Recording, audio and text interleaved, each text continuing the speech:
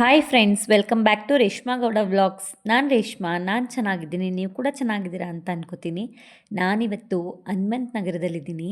ಹನುಮಂತ ನಗರದಲ್ಲಿರುವಂತಹ ಆತ್ಮಲಿಂಗೇಶ್ವರ ಸ್ವಾಮಿ ದೇವಸ್ಥಾನಕ್ಕೆ ಬಂದಿದ್ದೀವಿ. ಅಂದರೆ ನಾವು ಮುತ್ತತ್ತಿಗೆ ಹೋಗ್ತಾ ಇದ್ವಿ. ಅದೇ ದಾರಿನಲ್ಲಿ ಹನುಮಂತ ನಗರದ ರೋಡಲ್ಲಿ ಹೋಗ್ತಾ ಇದ್ದಿದ್ದರಿಂದ ಫಸ್ಟೇ ದೇವ್ರ ದರ್ಶನ ಮಾಡಿಕೊಂಡು ಆಮೇಲೆ ಮುತ್ತತ್ತಿಗೆ ಹೋಗೋಣ ಅಂತ ಹೇಳಿ ಬಂದಿದ್ದೀವಿ. ನಮ್ಮ ಮಂಡ್ಯ ಜಿಲ್ಲೆಯಲ್ಲಿ ಮೋಸ್ಟ್ ಫೇವ್ರೆಟ್ ಪ್ಲೇಸ್ ಅಂತ ಅಂದರೆ ಇದು ಹನುಮಂತ ನಗರದ ಆತ್ಮಲಿಂಗೇಶ್ವರ ದೇವಸ್ಥಾನ ಕೂಡ ಒಂದು. ಅಷ್ಟು ಚೆನ್ನಾಗಿದೆ ದೇವಸ್ಥಾನ, ನೋಡೋದಕ್ಕೆ ಎರಡು ಕಣ್ಣು ಸಾಲೋದಿಲ್ಲ. ಇವತ್ತು ಅಷ್ಟೊಂದು ರಶ್ ಇರಲಿಲ್ಲ, ವಾರ ಇಲ್ಲದೇ ಇರೋದ್ರಿಂದ. ಸೋಮವಾರಗಳಾದರೆ ತುಂಬಾ ರಶ್ ಇರುತ್ತೆ. ತುಂಬ ಚೆನ್ನಾಗಿದೆ ದೇವಸ್ಥಾನ, ಪೀಸ್ಫುಲ್ಲಾಗಿ ಆರಾಮಾಗಿ ಯಾವುದೇ ಗಲಾಟೆ ಇಲ್ಲದೇ ಎಷ್ಟು ಚೆನ್ನಾಗಿದೆ ಅಂದರೆ ಒಂದು ಸಾರಿನಾದರೂ ನೀವು ವಿಸಿಟ್ ಮಾಡಿ. ಹತ್ರ ಇರೋರೆಲ್ಲ ಅಂತೂ ಹೋಗೇ ಇರ್ತೀರ. ನಾವು ಆ ರೋಡಲ್ಲಿ ಯಾವಾಗ ಹೋದ್ರೂ ಆ ದೇವಸ್ಥಾನ ಮಿಸ್ ಮಾಡೋದೇ ಇಲ್ಲ. ಸೊ ಅಲ್ಲಿಂದ ನಾವು ಮುತ್ತತ್ತಿಗೆ ಹೊರಟ್ವಿ. ಅದು ಕಾಡಾಗಿರೋದ್ರಿಂದ ಕಾಡಲ್ಲಿ ಹೋಗ್ಬೇಕಾದ್ರೆ ಜಿಂಕೆಗಳು, ಇನ್ನು ಕೋತಿಗಳಂತೂ ತುಂಬಾ ಇದೆ. ಇನ್ನು ಬೇರೆ ಯಾವ ಪ್ರಾಣಿಗಳು ಕಾಣಿಸ್ಲಿಲ್ಲ, ಜಿಂಕೆ ಕೋತಿ ತುಂಬಾ ಇತ್ತು. ನೋಡಿ ಪ್ಲೇಸ್ ಎಷ್ಟು ಚೆನ್ನಾಗಿದೆ. ಇದು ಪೂರ್ತಿ ಹೊಳೆ ಕಾಣಿಸ್ತಾ ಇರೋದು. ನಾವು ಹೋಗೋ ದಾರಿನಲ್ಲಿ ಇದ್ದಿದ್ದಂತಹ ಜಾಗಗಳಿದು. ಹಾಗೆಯೇ ಬಂದ್ವಿ ಅಷ್ಟರಲ್ಲಿ ನಮ್ಮ ಆಂಟಿಯವರು ಕೂಡ ಬಂದಿದ್ದರು. ಮುತ್ತತ್ತಿ ಅವರ ಮನೆ ದೇವರು, ನಮ್ಮ ಆಂಟಿಯವ್ರ ಮನೆ ದೇವರು. ನಾನು ಲಾಸ್ಟ್ ವ್ಲಾಗಲ್ಲಿ ಹಾಕಿದ್ನೇ ನೋಡಿ, ನಮ್ಮ ಆಂಟಿ ಮನೆಗೆ ಹೋಗಿದ್ದೀನಿ ಅಂತ. ಅವರ ಮನೆ ದೇವರಿದು. ಸೊ ಅವರು ಸಿಂಪಲ್ಲಾಗಿ ಒಂದು ದೇವಸ್ಥಾನದಲ್ಲಿ ಪೂಜೆ ಇಟ್ಕೊಂಡು ಒಂದಷ್ಟು ಜನಕ್ಕೆ ಅಡುಗೆ ಮಾಡಿಸಿ ಊಟ ಹಾಕ್ಸೋಕ್ಕೆ ಅಂತ ರೆಡಿ ಮಾಡಿದರು. ಸೊ ನಾವು ಕೂಡ ನಮ್ಮ ಕಾರಲ್ಲಿ ಬಂದಿದ್ವಿ. ಇನ್ನು ಇವರೆಲ್ಲರೂ ನಮ್ಮ ತಮ್ಮಂದು ಟೆಂಪೋದಲ್ಲಿ ಎಲ್ಲರೂ ಬಂದಿದ್ದರು. ಅವರು ನಾವು ಎಲ್ಲ ಜೊತೆಯಲ್ಲೇ ಬಂದ್ವಿ ಅಂತ ಹೇಳ್ಬೋದು. ಬಂದು ಎಲ್ಲರೂ ಸೇರಿ ಅಡುಗೆಗೆಲ್ಲ ರೆಡಿ ಮಾಡ್ಕೋತಾ ಇದ್ದೀವಿ. ಬೆಳಿಗ್ಗೆ ಒಂದು 10 ಗಂಟೆಗೆಲ್ಲ ನಾವು ದೇವಸ್ಥಾನ ತಲುಪಿದ್ವಿ. ಸೊ ನಾವು ಸ್ವಲ್ಪ ಮನೆಯಲ್ಲೇ ತಿಂಡಿ ತಿಂದ್ಕೊಂಡು ಬಂದಿದ್ದೋ. ಇನ್ನು ಮಿಕ್ತವರಿಗೆಲ್ಲ ಪುಳಿಯೋಗರೆ ಹುಳಿ ತೊಗೊಂಡು ಬಂದಿದ್ದರು, ಮತ್ತು ರೈಸ್ ಕೂಡ ಸ್ವಲ್ಪ ಮಾಡ್ಕೊಂಡು ಬಂದಿದ್ದರು. ಇನ್ನೊಂದು ಸ್ವಲ್ಪ ಮಾಡಿ ಎಲ್ಲರಿಗೂ ಬಡಿಸಿ ಬೆಳಗಿನ ತಿಂಡಿ ಮುಗಿಸಿದ್ದಾಯಿತು. ಅದಾದಮೇಲೆ ಮಟನ್ನು ಚಿಕನ್ನು ಎಲ್ಲ ರೆಡಿನೇ ತಂದುಬಿಟ್ಟಿದ್ರು. 2 ಕೋಳಿ ಮಾತ್ರ ಅವರು ದೇವರ ಹೆಸರಲ್ಲಿ ಕುಯ್ದು ಅದನ್ನು ಕ್ಲೀನ್ ಮಾಡಿ ರೆಡಿ ಮಾಡ್ಕೋತಾ ಇದ್ದಾರೆ. ಹಾಗೆ ಮಟನ್ ಬೇಯಕ್ಕೆ ಹಾಕಿ ಒಲೆ ಹಚ್ಕೊಂಡು ಮಟನೆಲ್ಲ ಬೇಯಕ್ಕೆ ಹಾಕ್ಕೊಂಡ್ವಿ. ಗ್ಯಾಸಲ್ಲಿ ಬೇಕಾಗಿರುವಂಥ ಐಟಮ್ಗಳನ್ನ ಮಾಡ್ಕೋತಿದ್ದೀವಿ. ಒಲೆ ಮೇಲೆ ಗೋಟಿ ಮಟನ್ನು ಎಲ್ಲ ಬೇಯ್ತಿದೆ. ನನ್ನ ತಮ್ಮ, ನಾನು, ನಮ್ಮ ಅಕ್ಕ, ನಮ್ಮ ಆಂಟಿ, ನನ್ನ ತಂಗಿ ಎಲ್ಲರೂ ಸೇರಿ ಎಂಜಾಯ್ ಮಾಡಿಕೊಂಡು ಅಡುಗೆ ಮಾಡಿದ್ದಾಯಿತು. ಅವರು ಮಸಾಲೆ ಎಲ್ಲ ಮನೆಯಿಂದನೇ ರುಬ್ಕೊಂಡು ತಂದಿದ್ದರು. ಸ್ವಲ್ಪ ಕ್ವಾಂಟಿಟಿಲೇ ಮಾಡ್ತಿದ್ದರಿಂದ ಒಂದು 30-40 ಜನಕ್ಕೆ ಮಾಡಿದರು. ಅದಕ್ಕೆ ಅಷ್ಟು ಮಸಾಲೆನ ಪಾಪ ಅವರೇ ರುಬ್ಕೊಂಡು ತಂದಿದ್ದರು.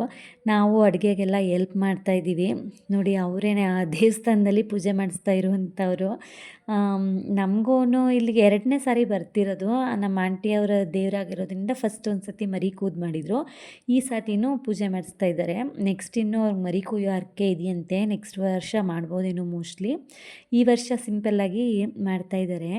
ಹಾಗೆಯೇ ಸುಮಾರು ಒಂದು 15 kg ಚಿಕನ್ನು, ಒಂದು 7-8 kg ಮಟನ್ನು, 2 ಗೋಟಿ, ತಲೆಕಾಲು ಎಲ್ಲ ತಂದಿದ್ದರು. ಒಂದು 30-40 ಜನಕ್ಕೆ ಅಡುಗೆ ಕೂಡ ಮಾಡಿದ್ವಿ. ನಾವೇ ಸೇರ್ಕೊಂಡು ಮಾಡಿದ್ದಾಯಿತು.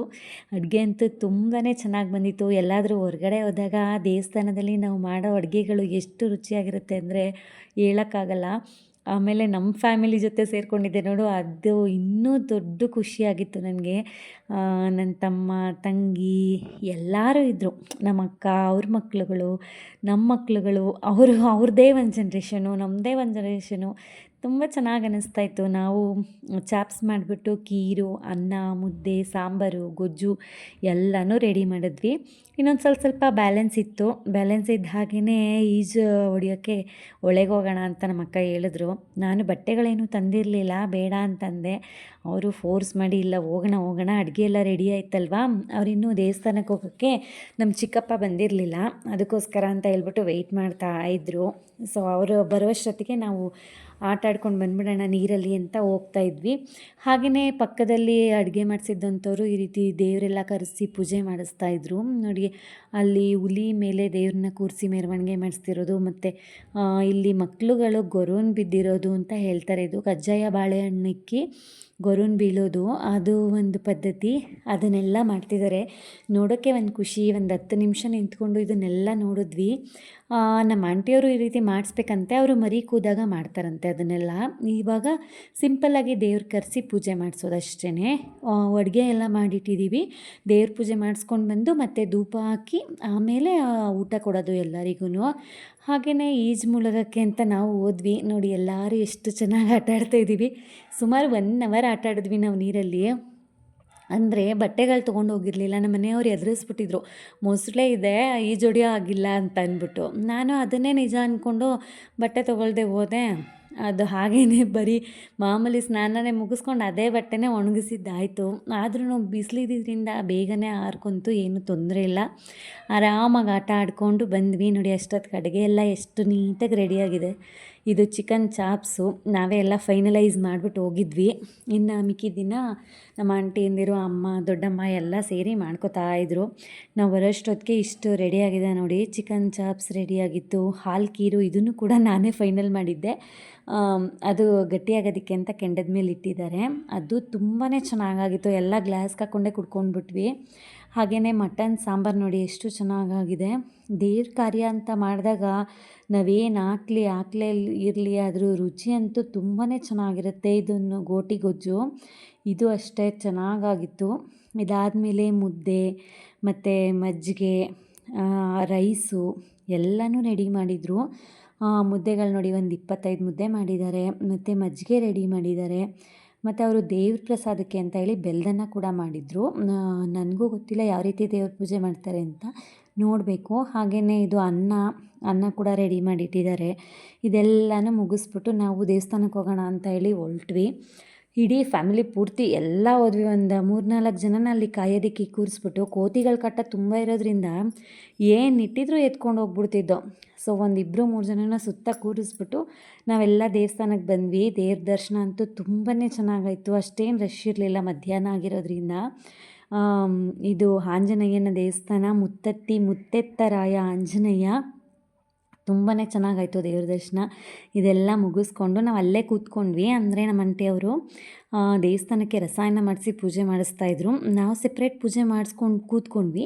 ಅವರು ರಸಾಯನ ಮಾಡಿಸಿ ಒಟ್ಟನ್ನು ಪೂಜೆ ಮಾಡಿ ಎಲ್ಲರಿಗೂ ರಸಾಯನ ಕೊಟ್ಟು ರಸಾಯನ ತಿಂದ್ಕೊಂಡು, ಹಾಗೆ ನನ್ನ ತಮ್ಮ ಹೊಸ ಟೆಂಪೋ ತೊಗೊಂಡಿದ್ರಲ್ಲ ಅದನ್ನು ಪೂಜೆ ಮಾಡಿಸ್ಕೊಂಡು ಹೋಗೋಣ ಅಂತ ಹೇಳೇ ಇದು ಬಂದಿದ್ದು. ಸೊ ಟೆಂಪೋ ಕೂಡ ಪೂಜೆ ಮಾಡಿಸ್ಕೊಂಡು ರಸಾಯನ ತಿಂದ್ಕೊಂಡು ಹೋದ್ವಿ. ನೋಡಿ ಇದೆಲ್ಲ ಪೂರ್ತಿ ನಮ್ಮ ಫ್ಯಾಮಿಲಿ. ಹಾಗೆಯೇ ಅವರು ದೇವರು ಪೂಜೆ ಮಾಡಿ ಎಡೆ ಇಡ್ತಾರೆ ಅಂತ ಹೇಳಿದ್ನಲ್ಲ, ಅದನ್ನು ಕೂಡ ಮಾಡ್ತಾಯಿದ್ದಾರೆ. ಈ ರೀತಿಯಲ್ಲಿ ಪೂಜೆ ಮಾಡೋದದ್ದು. ನನಗೂ ಇದು ಸರಿಯಾಗಿ ಗೊತ್ತಿಲ್ಲ. ಕರಿಯಪ್ಪ ಕೆಂಚಪ್ಪ ಅಂತ ಏನೋ ಹೇಳಿದ್ರು ದೇವ್ರ ಹೆಸರು. ತುಂಬಾ ಚೆನ್ನಾಗಿ ಪೂಜೆ ಎಲ್ಲ ಮುಗೀತು. ಈ ವ್ಲಾಗ್ ಇಷ್ಟ ಆದರೆ ಪ್ಲೀಸ್ ಲೈಕ್ ಮಾಡಿ, ಶೇರ್ ಮಾಡಿ, ಸಬ್ಸ್ಕ್ರೈಬ್ ಮಾಡಿ.